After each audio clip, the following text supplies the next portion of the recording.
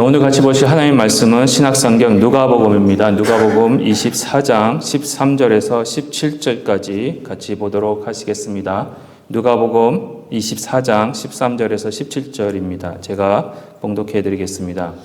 그날에 그들 중 둘이 예루살렘에서 25里 되는 엠마오라 하는 마을로 가면서 이 모든 된 일을 서로 이야기하더라. 그들이 서로 이야기하며 문의할 때에 예수께서 가까이 이르러 그들과 동행하시나 그들의 눈이 가려워져서 그인 줄 알아보지 못하거늘 예수께서 이르시되 너희가 길 가면서 서로 주고받고 하는 이야기가 무엇이냐 하시니 그 두 사람이 슬픈 빛을 띠고 머물러 서더라.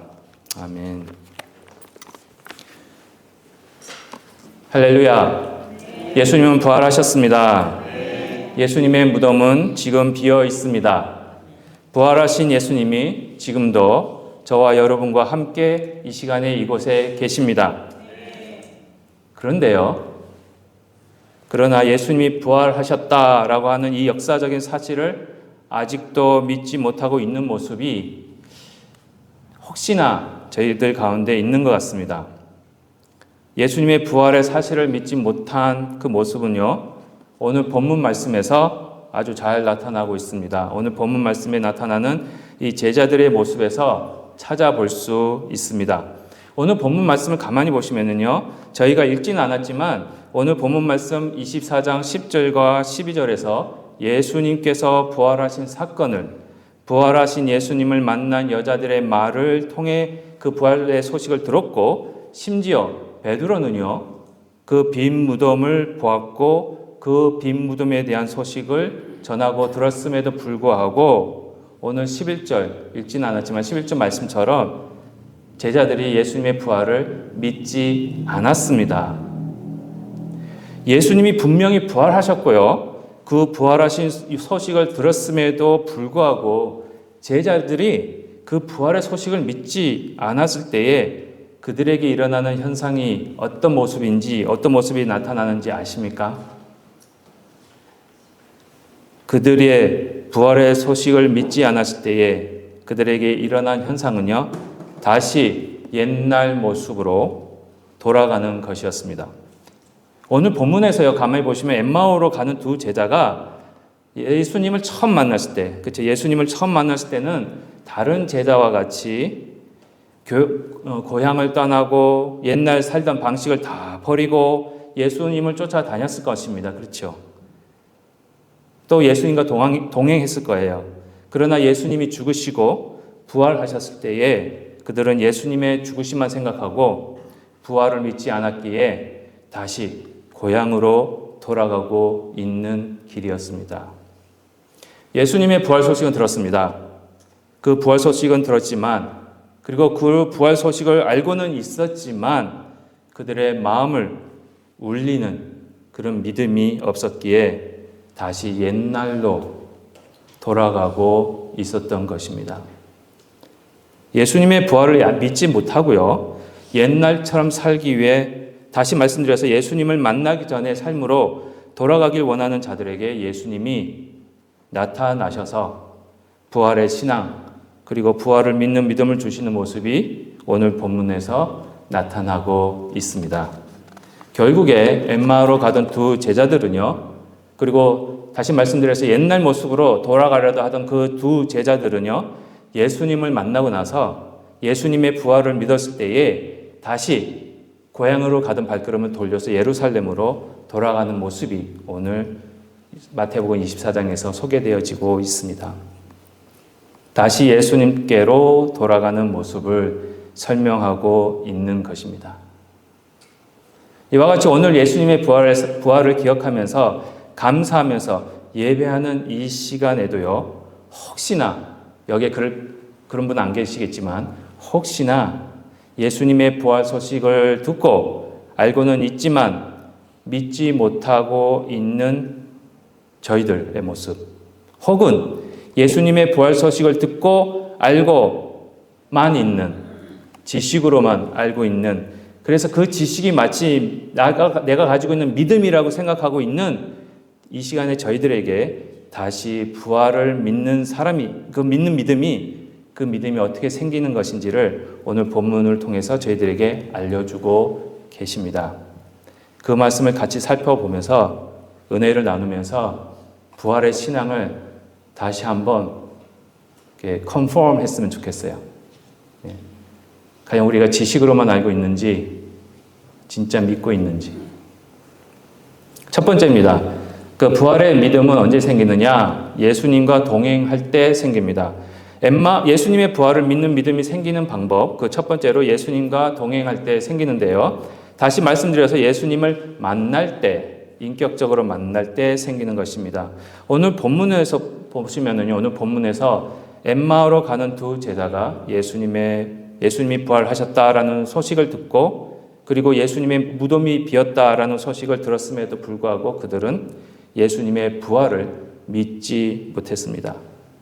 어떻게 보면은요, 예수님의 부활의 소식, 그리고 빈 무덤에 대한 소식은 그들로 하여금 예수님의 부활을 믿는 데에 어떻게 큰 영향을 주지 못한 것 같이 보입니다. 예수님 시대뿐만 아니었습니다, 여러분. 예수님 시대뿐만 아니라 지금도 예수님의 무덤이 빈 무덤이라는 것은 많은 사람들이 알고 있어요. 하지만 예수님의 무덤이 비어 있다는 것을 알고 있는 그 많은 사람들이 모두 다 예수님의 부활을 믿고 있는 것은 결코 아닙니다. 그 이유는요, 예수님의 시체를 제자들이 몰래 무덤에서 훔쳐갔다고 생각하고 있기 때문에 그렇습니다. 그게 성경에 나와 있어요. 마태복음 28장 11절부터 13절에 이런 말씀이 있습니다. 여자들이 갈 때 경비병 중 몇이 성에 들어가 이 모든 된 일들을 대제사장들에게 알리니 그들이 장로들과 함께 모여 의논하고 군인들에게 어떻게 합니까? 돈을 많이 주며 매수한 거예요. 이르되 너희는 말하기를 그의 제자들이 밤에 와서 우리가 잘 때에 그를 도둑질하여 갔다 하라. 이와 같이 마태복음 28장에서부터요, 경비병들로부터 예수님의 부활 소식을 들은 대제사장들이에요, 여러분. 그 대제사장들이 그 경비병들에게 많은 돈을 주면서 제자들이 밤에 와서 예수님의 시체를 훔쳐갔다라고 거짓 소문을 내게 한 것을 오늘 본문 마태복음 28장에서 저희들에게 알려주고 있습니다. 이와 같이 예수님의 부활의 소식을 듣는다고 다 믿음이 생기는 것은 아닙니다. 오늘 본문에서 말씀하시던 믿음 없는 엠마오로 가는 두 제자에게 예수님이 나타나셔서 다시 말씀드리면 직접 부활하신 예수님을 만나게 하시고 그와 동행하게 하시는 역사가 있을 때에만 믿음이 생기는 것입니다. 지금도 부활하신 예수님은요, 여러분들에게 찾아오고 계십니다. 오늘 부활주의를 맞이하는 저희들에게 부활하신 예수님이 직접 찾아오셔서 예수님의 부활을 믿게 하시고요, 그 부활의 믿음을 소유하게 하시고 계심을 알 수 있습니다. 다시 말씀드려서요, 예수님께서 우리 안에, 여러분들 안에 거주하실 때 우리는 그 부활의 믿음이 생기는 것입니다. 요한복음 1장 14절에 이런 말씀이 있습니다. 말씀이 육신이 되어 우리 가운데 거하심에 우리가 그의 영광을 보니 아버지의 독생자의 영광이요 은혜와 진리가 충만하더라. 육신이 되신 말씀이 그 예수님이 우리 가운데 거하실 때 우리 안에 예수님의 영광과 은혜와 진리가 충만해진다고 하고 말씀하고 계십니다. 예수님의 영광과 은혜와 진리가 충만해질 때 우리는 진정한 부활의 신앙을 소유하는 자가 되는 것입니다. 그러면 여러분 아마 질문을 하실 거예요. 예수님이 우리 안에 거하신다는 것을 어떻게 알 수 있습니까, 여러분? 이건 체면이 아닙니다, 여러분.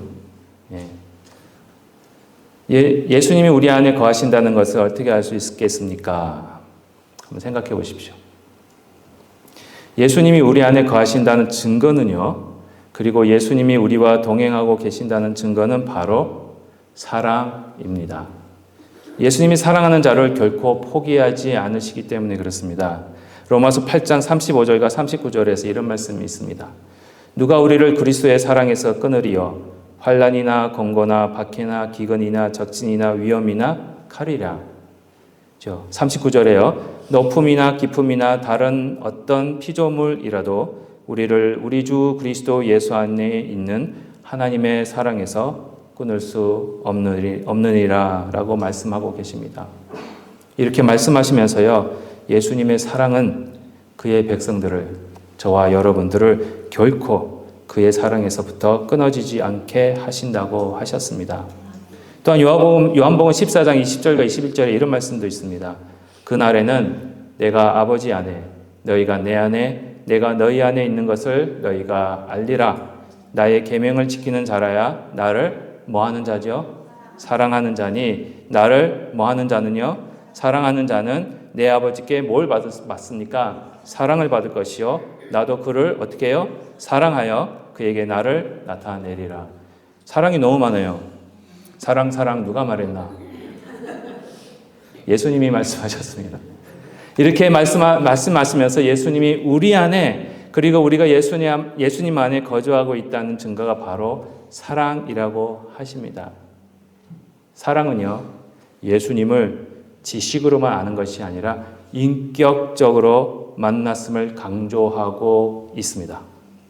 예수님을 사랑할 때에, 목숨 걸고 사랑할 때에 부활이라는 사실이 믿음으로 우리에게 선물로 주어지게 되는 것입니다. 예수님을 믿으십니까? 반밖에 아멘은 안 하신 것 같아요. 그러면 믿으시면은 예수님을 사랑하십니까? 부활은요, 우리로 하여금 예수님을 더욱 사랑하게 합니다. 부활은 예수님이 우리에게 향하신 사랑이기 때문에 그렇습니다. 저희들이 매년 이렇게 맞이하는 부활절이 있습니다. 이 부활절을 통해 1년에 한 번 하는 행사가 아니라 365일 매일매일 이 부활절로 보내시고, 그리고 예수님을 죽도록 사랑하시는 그런 축복이 함께 하시기를 바랍니다.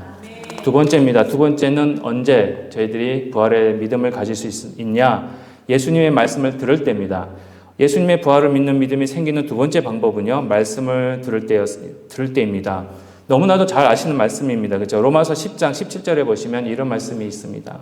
그러므로 믿음은 들음에서 나며 들음은 그리스도의 말씀으로 말미암았느니라 라고 하시면서, 믿음은 말씀을 들음으로, 그리고 들음은 그리스도의 말씀으로부터 나온다고 하십니다. 말씀을 멀리하면은요, 믿음이 생길 수 없습니다. 오직 말씀만이 저희들로 하여금 예수님의 부활을 믿게 하고요, 심지어 예수님을 그렇게 사랑하게 하는 것도 말씀으로만 가능한 것입니다. 말씀 없이는 예수님을 믿을 수도 사랑할 수도 없는 것입니다.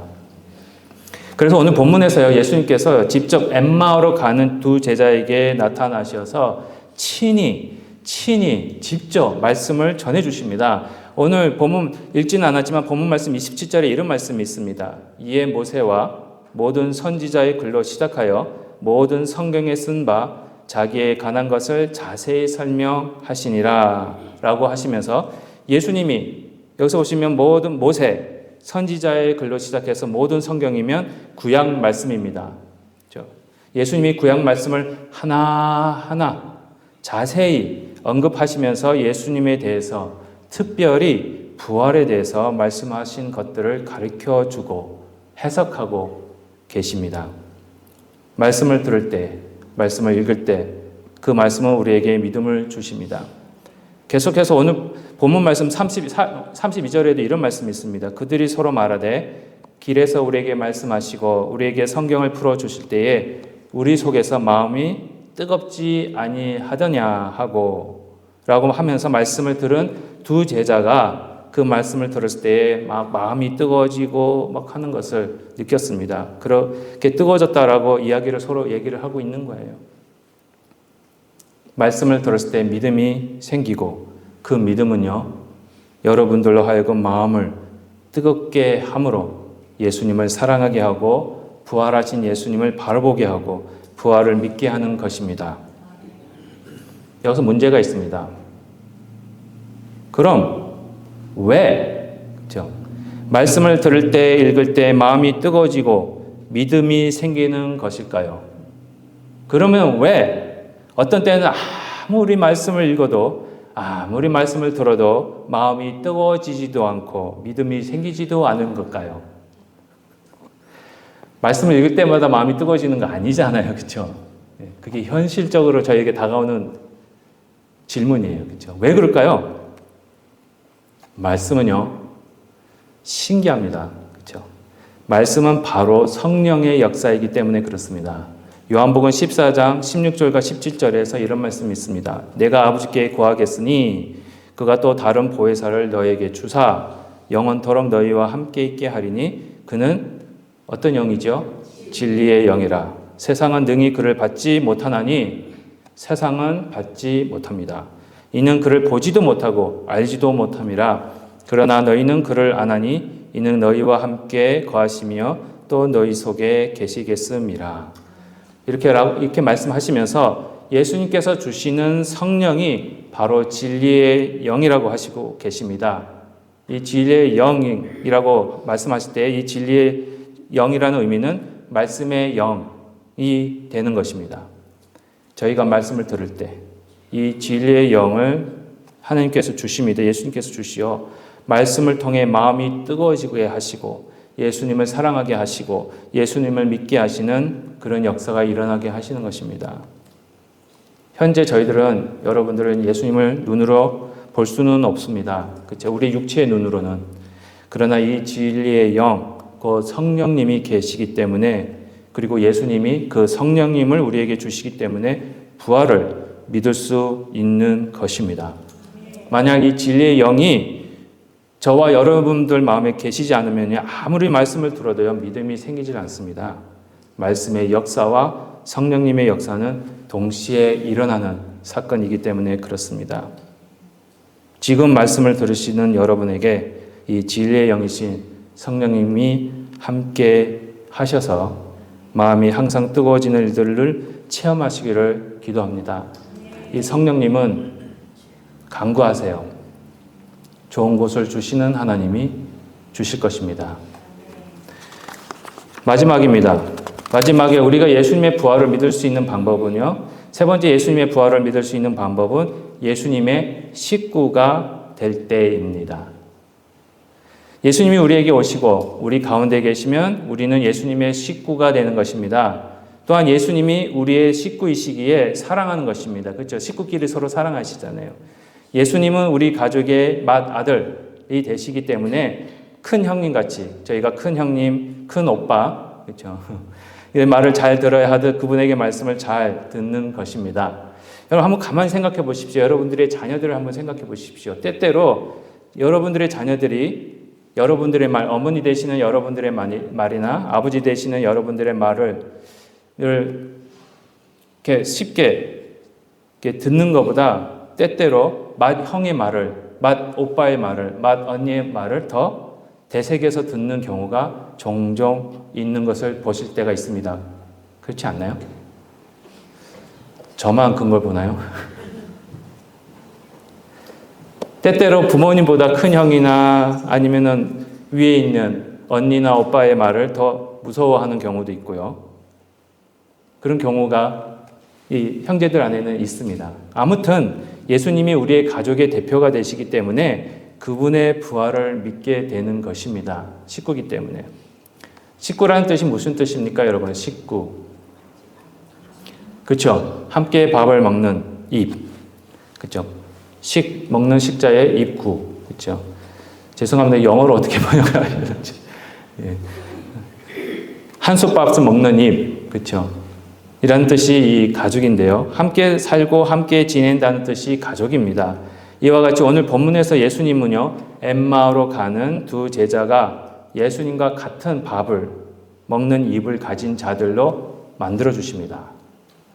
오늘 본문 30절과 31절에 이런 말씀이 있습니다. 그들과 함께 음식 잡수실 때에 떡을 가지사 축사하시고 떼어 그들에게 주시니 그들의 눈이 밝아져 그인 줄 알아보더니 예수는 그들에게 보이지 아니하시는지라 라고 말씀하시면서 예수님이 그들과 음식을 잡수실 때에 그들의 눈이 밝아져서 예수님을 알아보게 됨을 알려주고 계십니다.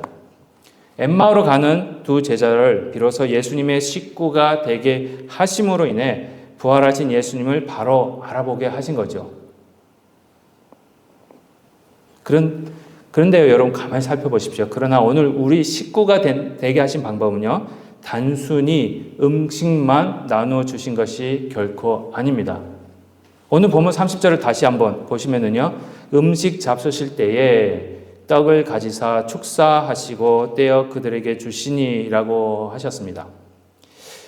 이 장면이 어떤 장면인 것 같으세요, 여러분? 음식을 잡수실 때에 떡을 가지사 축사하시고 떼어 그들에게 주시니 어떤 장면입니까? 그렇죠? 제가 힌트 드릴게요. 오늘 뭐 합니까? 그렇죠? 이 말씀에서 가만히 저희들에게 보여주시고자 하신 모습이 바로 예수님께서 처음으로 성찬식 하시는 그 모습과 같은 모습을 보여주고 계십니다. 마가복음 14장 22절에도 이런 말씀이 있습니다. 그들이 먹을 때에 예수께서 떡을 가시사, 똑같은 말 나오죠. 축복하시고 떼어 제자들에게 주시며 이르시되 받으라, 이것은 내 몸이라 하시고 라고 하시면서 떡을 떼어 제자들에게 주시면서 먹으라고 하셨습니다. 이 의미는요, 식구가 되는 것을 시작하신 것이었습니다. 그런데 이 성찬식에서 왜 하필이면 예수님께서 떡을 떼어 주시면서 먹으라고 하셨을까요? 왜 떡을 떼어 먹으라고 주셨을까요? 그 이유는요, 이 떡이 예수님의 몸을 상징하고 있는 것이기 때문에 그렇습니다. 그러므로 떡을 먹는 것은요, 예수님의 몸을 먹는 것과 같습니다. 다시 말씀드려서요, 예수님의 몸을 먹어야 예수님의 식구가 되는 것입니다. 또한 떡을 주신 후에 무엇을 주셨습니까? 또 그렇죠. 포도주를 주셨어요. 포도주를 주시면서 그 포도주를 마시라 하시면서 예수님께서 흘리신 피를 보여주고 있습니다. 예수님의 몸을 먹고 예수님의 피를 마시는 것을 상징적으로 보여주시면서 음식을 나누면서 예수님의 식구가 되었음을 선포하시는 것이었습니다. 만약에 예수님의 몸과 예수님의 피를 나누지 않으면요, 저와 여러분은 예수님의 식구가 아닌 것입니다. 그래서 저희가 성찬식을 하는 겁니다. 식구가 아니면은요, 예수님의 부활을 믿지 못하고 부활을 믿지 못하면 우리에게 부활이 있을 수 없습니다. 다시 말씀드리겠습니다. 식구가 아니면 예수님이 주시는 떡과 피를 먹지 않으면, 포도주를 마시지 않으면, 같이 먹지 않으면 예수님의 부활을 믿지 못하고요. 부활을 믿지 못하면 저희들에게 부활이 있을 수 없습니다. 제 말이 아닙니다. 요한복음 6장 53절부터 54절에 이런 말씀이 있습니다. 예수께서 이르시되 내가 진실로 진실로 너희에게 이르노니 인자의 살을 먹지 아니하고 인자의 피를 마시지 아니하면 너희 속에 생명이 없느니라. 내 살을 먹고 내 피를 마시는 자는 영생을 가졌고 마지막 날에 내가 그를 다시 살리리니. 이 말씀에서요, 예수님의 살과 피를 먹지 않으면 무엇이 없다고 말씀하고 계십니까? 생명이 없다고 말씀하고 계십니다. 그리고 반대로 예수님의 살과 예수님의 피를 먹는 자는 무엇이 있다고 말씀하십니까? 생명, 영생이 있습니다. 영생뿐만 아니라 무엇이 있다고요? 부활, 그렇죠? 집사님 54절 다시 한 번만, 여기 나와 있네요. 감사합니다. 마지막 날에 내가 그를 다시 살린다는 겁니다. 그게 무슨 의미입니까? 부활이에요. 예수님의 식구가 되어야만 부활이 있는 것입니다. 이와 같이 오늘 본문 30절에서 음식을 주신 이유가 바로 이 새 언약, 즉 예수님의 살과 피를 먹는 것을 상징적으로 다시 가르치시면서 예수님이 주시는 음식을 같이 먹는 입이 될 때에 부활이 있고 영생이 있고 그 부활과 영생이 있는 자들은 예수님의 부활을 믿는 자들이라는 것을 가르쳐주고 계십니다. 오늘 저희가 성찬식을 합니다. 그렇죠? 물론 저희들이 예수님의 몸과 피를 문자적으로 먹고 마시는 자들은 아닙니다. 사람의 몸과 피를 먹는 자는 뭡니까? 식인종입니다. 저희는 식인종 아닙니다. 저희들은 그런 자들이 아닙니다. 그렇죠? 오늘 성찬식을 통해서 영적인 의미로 진리의 영으로 즉 성령으로 변화받아 예수님의 형상을 닮아가는 자들이 된다는 그 은혜를 다시 새롭게 받아 그 은혜를 다시 저희들에게 기억하게 하시는, 그 은혜를 다시 주시는 그런 시간이 되게 하신다는 겁니다. 예수님의 몸과 피를 받으면서 그 십자가와 부활을 기억하면서 영적으로 우리 마음속에 실제적으로 임재하시는 예수님과 식구가 되면서 부활을 체험하시는 저와 여러분이 되시기를 축복드립니다. 결론적으로 말씀드리겠습니다. 예수님의 부활을 믿을 수 있는 방법은요, 오직 예수 그리스도를 통해서만 가능합니다. 다시 말씀드립니다. 예수님의 부활을 믿을 수 있는 방법은요, 오직 예수 그리스도를 통해서만 가능합니다. 예수님을 인격적으로 만나셨을 때, 그리고 예수님과 동행하실 때 우리는 부활을 아는 것으로 끝나는 것이, 머무는 것이 아니라 우리의 마음으로 믿고 입으로 고백할 수 있는 축복을 받게 되는 것입니다. 둘째로, 말씀을 통해서만 가능합니다.